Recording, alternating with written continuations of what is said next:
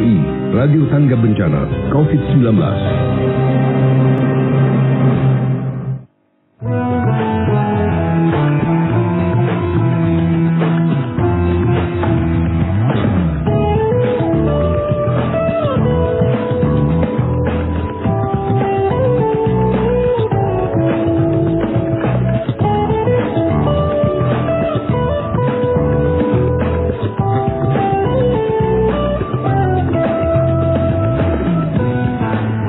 Selamat pagi pendengar dimanapun Anda berada.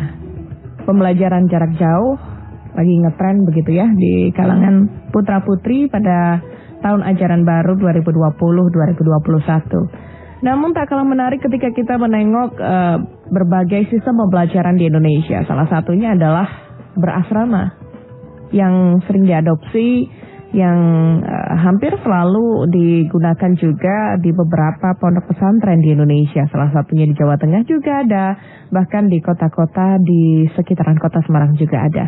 Nah, bagaimana lalu kehidupan bersama di tengah pandemi corona? Dialog interaktif pada pagi hari ini, pendengar, kita akan membahasnya dalam Radio Republik Indonesia Tangga Bencana COVID-19. Kehidupan berasrama di tengah pengendalian corona. Kita akan berbincang bersama pengasuh Pondok Pesantren Mambaul Hikmah Kalibungu Kendal, Gus Rifkil Muslim. Saya sapa terlebih dahulu. Assalamualaikum warahmatullahi wabarakatuh, Gus. Waalaikumsalam, Mbak. Kabar baik, Gus, pagi hari ini, Gus? Alhamdulillah masih sehat. Alhamdulillah ya, sehat-sehat ya. Diberikan kenikmatan luar biasa, Mbak. Sebelum saya menanyakan kehidupan berasrama di sana, tapi kondisi Ponpes Mambaul Hikmah Kalibungu Kendal di tengah pandemi aman-aman ya, Gus ya?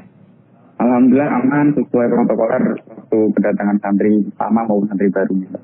Oh, alhamdulillah aman, baik. Gus, nanti kita juga akan undang pendengar ya, Gus, pada kesempatan pagi hari ini untuk bergabung. Mungkin yang penasaran bagaimana kehidupan berasrama di tengah pengendalian corona, atau bagi putra-putri Anda juga yang saat ini sedang berasrama juga, berpesantren begitu ya, silahkan di 024 8316 686 atau melalui pesan singkat dan WhatsApp pendengar di 081 66668886. Gus, pengasuhan di pesantren, di Pondok Pesantren Mambaul Hikmah Kalibungu Kendal, kehidupan berasramanya apa yang beda dari di tengah pandemi dan yang sebelumnya ini, Gus? Kalau perbedaannya di standar pengamanannya, Mbak.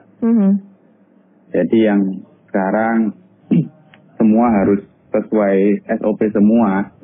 Ini kayak kemarin santri baru maupun santri lama yang kesini harus membawa 10 masker yang bisa dicuci, terus kemudian juga membawa hand sanitizer dan lain sebagainya. Tentunya sesuai standar COVID. Mereka mau datang pertama kali berangkat ke pondok juga harus membawakan hasil tes lab dan tes darah. Oh, jadi sebetulnya syaratnya juga lengkap ya sebelum masuk ke pondok pesantren ya. Tadi saya ulas kembali ya, Gus ya. Ada hasil rapid test dan lab begitu. Kalau yang syaratnya belum lengkap, kita dengan sangat berat hati tidak diperbolehkan untuk masuk dulu. Sebelum masuk juga tetap ada cuci tangan, tes suhu dan penyemprotan bilik disinfektan. Tapi selama ini ketika ada putra-putri yang baru masuk begitu ya, Gus ya, apakah ada yang ditolak? Berapa yang ditolak memang karena memang persyaratan belum lengkap ini, Gus? Kalau bahasanya ditolak sih enggak ya, mari kita tunda untuk yang santri yang kurang lengkap syaratnya. Makanya kemarin kita juga ada karantina di lokasi SMP maupun SMK, kita buat karantina untuk mereka. Bagi yang memang syaratnya belum lengkap, akhirnya dari pondok kita menjadwalkan untuk pengetesan di puskesmas terdekat. Oh, jadi tidak dipulangkan ya, tapi di karantina terlebih dahulu ya? Ya, karena kasihan kalau yang luar kota. Tapi sebetulnya memang sudah diberikan himbauan itu sebelum mereka menuju ke Ponpes begitu ya? Sudah kita himbau, tapi yang dulu cuma tes lab saja, tes darahnya itu H-7 kalau tidak salah, memang dari PKK Kabupaten Kendal menghendaki semuanya harus tes lengkap, bukan cuma tes yang tes darah saja. Jadi terbatasnya waktu itu kan mereka kurang lengkapnya seperti itu. Baik, tapi Gus, kalau itu kan proses masuknya kembali ke ponpes begitu ya. Tapi ketika memang sudah berada di pesantren, ini kan memiliki kekhasan dalam pendidikan yang titik beratnya pada ibadah. Salah satunya memang sering bersama-sama. Ketika pelajaran atau mungkin sistem pembelajaran di dalam dengan adanya protokol kesehatan, apa yang dilakukan dari Mambal Hikmah Kaliwung Kendal, Gus? Salah satunya kita merubah jadwal dan juga mengkondisikan kelas untuk ngaji madrasahnya. Kalau madrasah memang sudah kita mulai, akan tapi untuk yang sekolah belum kita mulai karena menunggu arahan. Jadi jadwalnya kita rubah sedemikian rupa dengan juga agar kelasnya tidak terlalu penuh untuk yang ngaji madrasahnya. Berapa persen kira-kira pengurangan dari jadwalnya itu? Satu kelas biasanya berapa ini, Gus? Kalau jadwalnya tetap kita geser waktunya. Waktunya. Jadi, ya. Yang beberapa tahun yang lalu semua madrasah malam, sekarang kita bagi ada yang pagi juga. Sebenarnya saya penasaran nih dengan adik-adik yang di pondok pesantren ketika memang perubahan jadwal seperti itu, apakah ada yang kaget atau mungkin mereka langsung bisa beradaptasi seperti apa, Gus? Kalau yang saat lama insya Allah aman-aman saja karena cuma geser waktu aja. Yang menjadi PR adalah yang santri baru yang dulunya belum pernah mondok, apalagi yang SMP itu yang dulunya semua serba dilayani oleh bapak ibunya atau mungkin yang punya pembantu rumah tangganya, yang dari bangun tidur sudah disiapkan segala macamnya. Sekarang mereka harus mencoba mandiri, terlepas dari pondok juga menyediakan untuk pengurus pesantren yang seniornya membantu adik-adiknya ya. Membantu adik-adiknya, kita nyebutnya murabi ataupun ketua kamar masing-masing. Oke, jadi kalau yang lama ini istilahnya baik-baik saja begitu ya. Tetapi perkenalan yang barusan mondok gitu yang jadi PR begitu, Gus. Iya. Tapi untuk kebijakan asrama di Mambal Hikmah Kaliwung Kendal, apakah dari porsi kamarnya juga dikurangi atau seperti apa, Gus? Nah ini karena kita bicara pondok salaf berbeda tentunya dengan pondok yang modern. Bukan maksud membela diri ini. Karena ciri khas pesantren salaf itu waktu beberapa waktu yang lalu teman-teman dari RRI juga ke sini itu juga sudah melihat sendiri ya salaf itu ya satu kamar rame-rame gitu. Betul. Memang kita harus tingkatkan sesuai standar. Kalau memang harus pengurangan, kita tadi bentuk besar pres juga, tapi insya Allah sesuai prosedural lah yang harus cuci tangan, harus dan sebagainya itu. Jadi memang karena sarana prasarananya belum bisa memadai begitu ya, tapi protokol kesehatan lain yang bisa diterapkan tetap harus diterapkan begitu ya, Gus? Iya, sama ketika waktu itu Pak Ganjar ketika pengecekan waktu itu kalau tidak salah di Pondok Pesantren Api Tegalrejo juga beliau melihat sendiri untuk pondok sekelas Tegalrejo yang notabene pondok salaf dan juga besar Jawa Tengah. Itu pun ya harusnya kalau memang untuk semua pondok salaf ketika harus standar COVID memang belum mampu, tapi insya Allah lah asalkan penanganannya sesuai standar, insya Allah bisa kita upayakan. Baik, tapi Gus untuk beberapa waktu ini ketika sudah menerima adik-adik yang barusan mondok begitu ya dan mereka yang membantu begitu, mereka ada sedikit ketakutankah di tengah pandemi ini? Ada yang jadinya tidak jadi mondok atau orang tua yang ketakutan dan akhirnya bertanya-tanya kepada pihak ponpes begitu, Gus? Kalau di kami justru kebalikan, Mbak. Seperti apa kebalikannya, Gus? Kebalikannya justru apalagi yang santri lama ya. Orang tuanya itu sudah nggak sabar kapan sih berangkat. Karena mereka itu kalau anaknya terlalu lama di rumah justru galau. Karena mohon maaf, anak juga nggak bisa dipaksa di rumah terus. Tetap ya kesadaran masyarakat kita itu masih rendah terhadap penanganan COVID ini. Oke, baik. Terus kita undang mendengar ya Gus ya pada kesempatan pagi hari ini untuk bergabung. Pendengar silahkan yang ingin bertanya-tanya bagaimana kehidupan berasrama ya di tengah pandemi corona, apa saja yang berbeda mungkin, atau mungkin masih ada yang ingin menimang-nimang ingin memasukkan anaknya untuk mondok di tahun-tahun berikutnya begitu ya. Silahkan di 024 8316 686 atau di pesan singkat dan WhatsApp ya di 08166668886. Ini ada WhatsApp yang masuk dari Bu Yanti di Pedurungan. Tadi pengurus mengatakan bahwa pemerintah juga sempat menengok tempat pesantren di tengah pandemi. Apa perhatian yang terus diberikan dari pemerintah padahal tahu sarana prasarananya ini kurang dan berbahaya jika kita lihat berhadapan dengan physical distancing, begitu kata Bu Yanti ini. Gus, silahkan. Terima kasih. Untuk pemerintah upayanya menyediakan salah satunya masker. Juga ada beberapa yang mengirim disinfektan atau mengirim hand sanitizer ataupun cuci tangan. Tentunya kebijakan ini tiap daerah juga berbeda-beda tergantung zonanya, termasuk zona yang apa gitu. Karena seperti yang waktu itu saya sama dengan RRI juga waktu itu dengan kita bahas apa ya, saya agak lupa itu tentang new normal di pesantren ya. Sebelumnya saya pernah telekonferensi dengan wakil gubernur. Waktu itu kita membahas tentang kalau di masyarakat ada Satgas Joko Tonggo, beliau menghendaki adanya Satgas Joko Santri. Di situ untuk yang SMP, SMK maupun SMA kebijakannya diserahkan kepada Gus. Ya, nampaknya terputus. Ini kami akan menghubungkan kembali dengan pengasuh Ponpes Mambaul Hikmah Kaliwung Kendal, Gus Rifki Muslim ya. Tadi sedikit menjelaskan mengenai Jogo Santri. Ketika di masyarakat ada Jogo Tonggo, di wilayah pondok pesantren ini diharapkan ada Jogo Santri. Nah, seperti apa penjagaan para santri ya di tengah pengendalian pandemi corona, di pembelajaran teman-teman yang sedang mondok begitu ya. Tadi beberapa pesan singkat juga sudah masuk. Nanti Anda masih bisa bergabung pendengar di 0248316686 atau melalui pesan singkat dan WhatsApp ini ya di 0816666886. Kehidupan berasrama di tengah pandemi corona sudah tersambung kembali. Assalamualaikum Gus.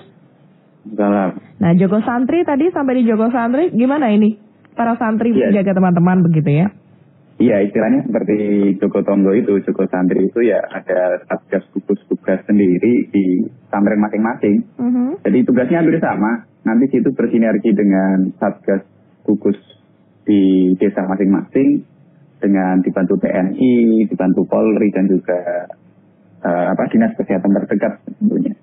Yang situ juga melaporkan kalau ada tindakan atau bahasanya apa ya, kayak semacam gejala-gejala itu untuk anak yang kurang sehat, apakah seperti apa. Yang jelas ada beberapa hal kemarin yang memang sudah disepakati untuk misalkan santri yang baru datang sudah ada karantina 14 hari itu sesuai dengan gejala untuk imun itu kan, untuk menentukan anak atau orang positif atau negatif itu.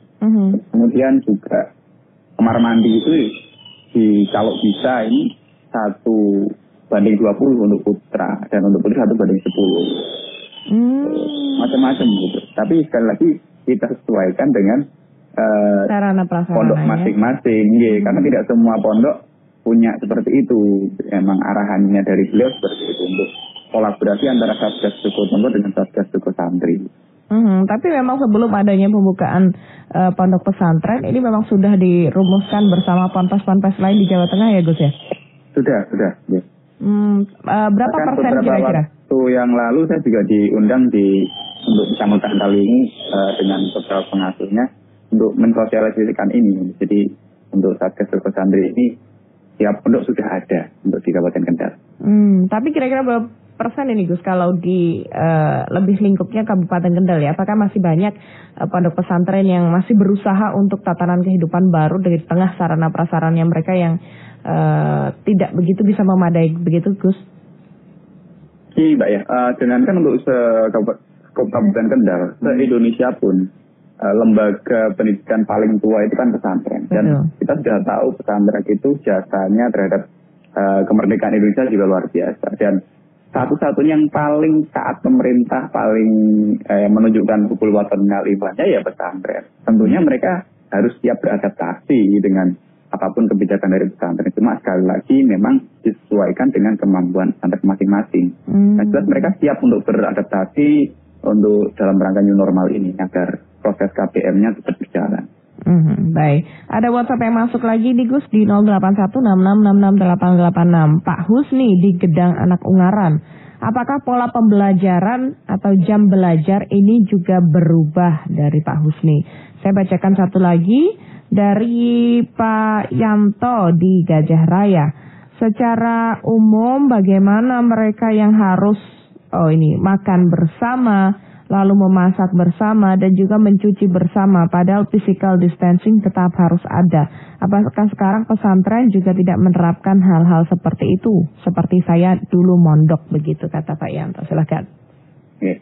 Yang nomor 2 dulu, untuk tadi sudah saya jawab waktu sebenarnya di paparan awal. Jadi ada beberapa pesantren yang menyesuaikan akhirnya untuk perubahan-perubahan agar tidak terlalu banyak kerumunan, agar terlalu tidak membebani anak, aktivitas dan sebagainya. Seperti yang saya sampaikan tadi juga, insya Allah pesantren siap untuk berevolusi, beradaptasi sesuai tatanan new normal, selama tidak merubah misi dari pendidikan itu sendiri. Untuk yang nomor 3, kegiatan bersama ini, itu mungkin pesantren dulu Mbak ya. Saya juga masih, waktu pesantren juga seperti itu, masak sendiri atau masak bareng-bareng dengan teman, mencuci juga sendiri. Tapi di beberapa pesantren sekarang juga sudah menerapkan yang memfasilitasi bahasanya untuk anak. Anak diperbolehkan mencuci, boleh, sendiri juga boleh, memasak sendiri juga boleh. Tapi ada beberapa pesantren yang sudah menyediakan untuk laundry-nya, untuk masaknya juga model macam catering gitu, cuma jadi kelola pondok sendiri gitu. Jadi ada nasi, ambil nasi sendiri, ambil lauk sendiri, atau yang model sudah dalam satu wadah makanan gitu, kayak semacam box makan tepak kecil itu, nanti dan nasinya plus lauknya gitu. Kebetulan kalau di sini dulu waktu masih full salad memang seperti itu, tapi semenjak ada SMP maupun SMK, kita untuk makannya diberikan opsi seperti itu. Karena untuk kalau kita lihat begitu kan di sosial media tersebarnya, kalau anak pondok pasti rindu acara makan bersama, mencuci bersama begitu ya. Itu kekhasannya seperti itu memang. Jadi kenapa rasa persaudaraannya nanti kalau sudah nyampe di rumah itu lebih erat antara lulusan pesantren dibandingkan lulusan lembaga pendidikan yang lain. Oke, itu memang jadi sebuah yang dirindukan. Mungkin tadi Pak Yanto juga rindu kali ya, mondok makan bersama di eranya Pak Yanto dulu. Ada lagi satu WhatsApp yang masuk di Jawa Barat. Ini ada penambahan kasus virus mengenai klaster di pondok pesantren dan juga asrama. Apa yang dipelajari dari kasus tersebut agar tidak menjadi kasus juga di Kabupaten Kendal? Ini dari Pak Arif di Pekunden. Silahkan Gus. Terima kasih Pak Arif ya. Jadi sekali lagi kalau pesantren punya Satgas Jogo Santri yang situ mengatur tatanan atau tata cara untuk kembali ke pesantren sesuai dengan protap pencegahan dari COVID-19, insya Allah rantai itu bisa diputus. Dan tentunya yang dari pesantren pun menerapkan hal yang sama, jangan cuma santri baru maupun santri lama saja, tentunya yang dari keluarga pengasuh, dari pengajarnya maupun pengurusnya juga dites dan menerapkan standar yang sama ketika mau keluar masuk pesantren. Kalau itu diterapkan, insya Allah bisa untuk dicegah. Yang jadi masalah adalah kadang beberapa pesantren, mohon maaf, acuh dengan keadaan seperti itu. Nggak peduli begitu ya? Atau sekedar formalitas saja lah untuk tidak dijalankan sesuai protapnya ya. Jadi kalau di depan ya, kalau kelihatan aja nanti dilakukan protokol kesehatannya, tapi setelah di dalam melaksanakan hal seperti biasa. Tapi Gus, kalau untuk mengunjungi teman-teman dari orang tua atau keluarga, apakah juga ada perbedaan atau pembatasannya protokol di tengah pandemi, Gus? Kalau untuk sampai saat ini kita belum mengizinkan. Oh, belum mengizinkan ya. Memang ketika tiap awal tahun pelajaran itu 40 hari anak tidak boleh dijenguk. Tujuannya adalah salah satunya agar kerasan dulu bahasa orang tuanya itu ya. Betul. apalagi di tengah pandemi seperti ini, tentunya ini menjadi tingkat kewaspadaan juga. Jadi bahkan misalkan mereka nitip barang pun ya cuma bisa di gerbang saja, nggak boleh ketemu, dan barangnya tetap kita semprot dulu sesuai standar untuk pencegahan itu. Pengiriman barang begitu ya, harus di penyemprotan disinfektan. Para pengasuh Ponpes pun dan juga petugas di Mambaul Hikmah Kalimul Kendal juga melaksanakan tes kesehatan ya, Gus ya? Sama, iya. Hasilnya juga aman-aman saja ya, Gus? Alhamdulillah.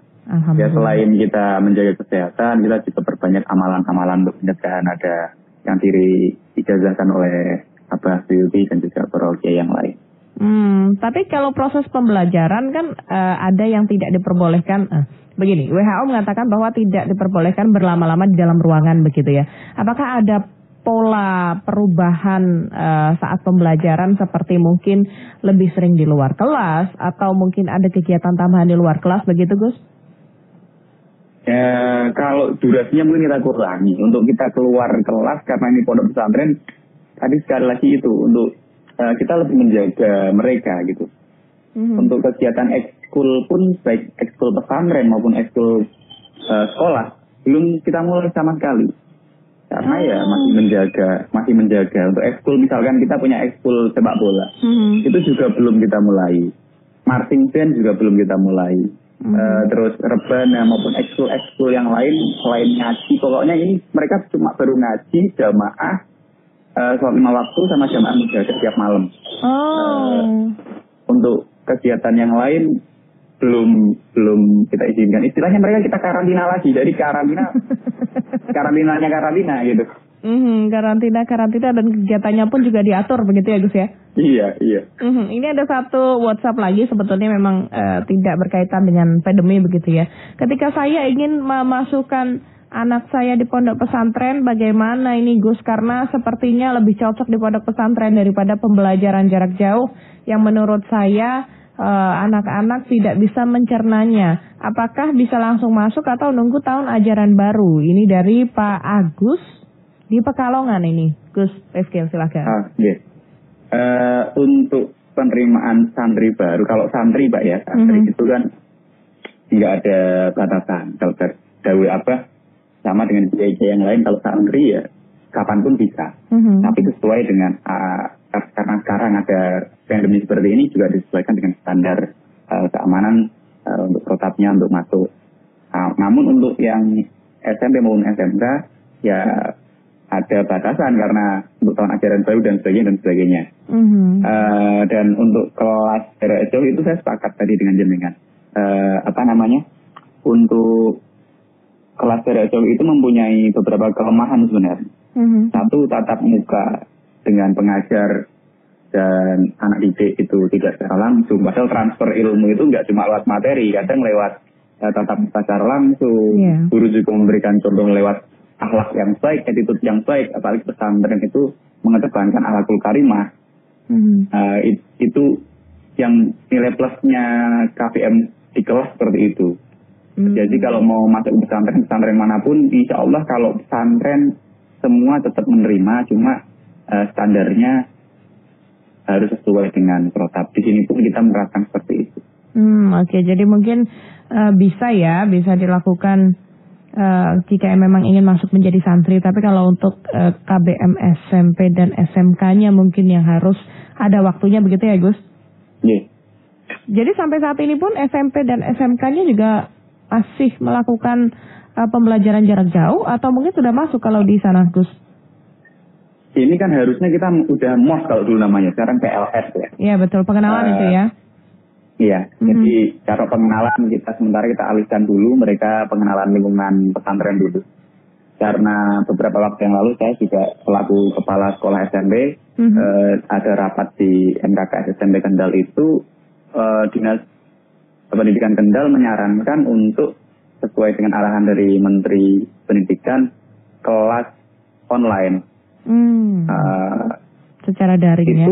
Iya, secara daring. Waktu itu bisa untuk pesantren, dan itu kemarin ada aplikasi yang bagus sekali menurut saya dari yang diarahkan adalah kalau tidak salah Joko Ratu namanya. Itu kepala sekolah bisa mengecek gurunya mengajar atau tidak masuk atau tidak.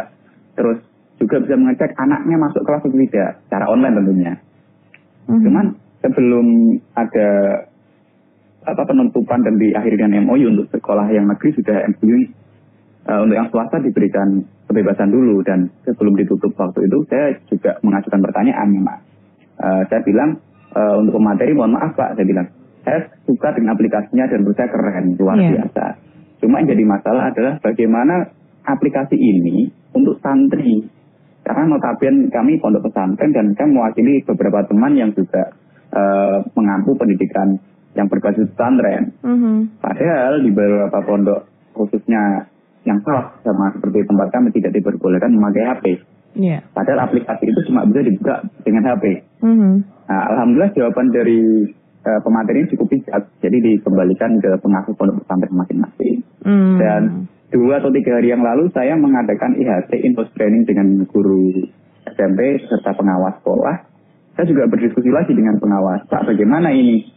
Terus ternyata jawabannya kalau pondoknya sudah jalan, harusnya SMP-nya juga sudah jalan atau SMK-nya gitu. Baik. Terus kita dengarkan dulu mereka, boleh ya Gus ya, ada pendengar yang masuk. Saya tambah sebentar, karena kenapa diperbolehkan? Karena mereka kan sudah dikarantina di sini dan tidak ada orang dari luar. Dan di tempat kami semuanya nyantri, yang SMP maupun SMA tidak ada yang dari luar. Jadi harus nyantri.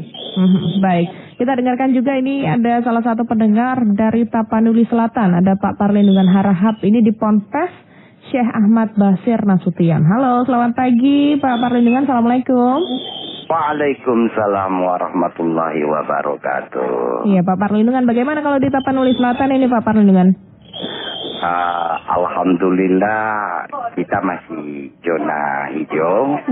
Kita tetap bersekolah di pondok ya. Dengan siapa narasumber Ibu? Ya, dengan pengasuh Ponpes Mambaul Hikmah Kaliwungu Kendal ini, silahkan. Assalamualaikum. Mbak.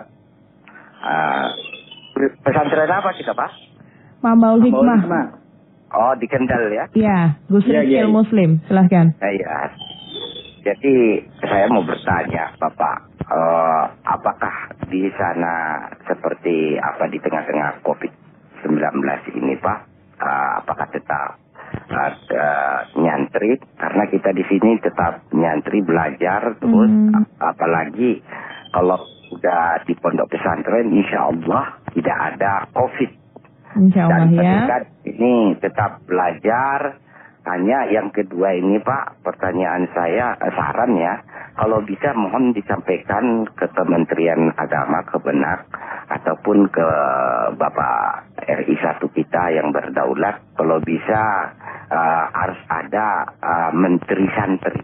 Oke, baik. Terima kasih Pak Parlindungan Harahap dari Tapanuli Selatan ini ya, di Pondok Pesantren Syekh Ahmad Basir Nasution masih nyantri begitu karena dia di zona hijau. Bisa dirangkum sedikit Gus Rizky terkait dengan 2 pertanyaan ya dari Pak Parlindungan Harahap sekaligus closing statement ya pada kesempatan pagi hari ini, silakan.